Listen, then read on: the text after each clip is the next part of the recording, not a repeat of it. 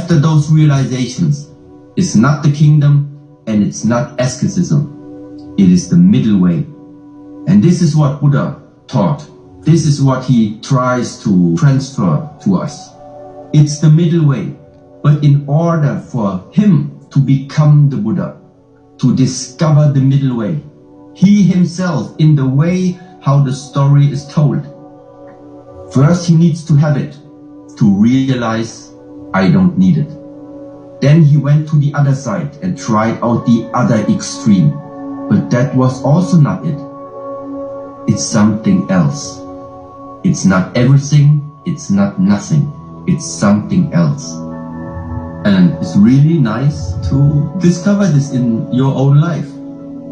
I cannot walk this path for you. I cannot walk this path for anyone.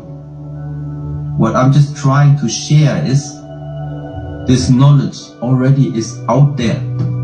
People talk about it. People wrote it down. People try to transmit this knowledge throughout all generations. But nobody can walk this for you.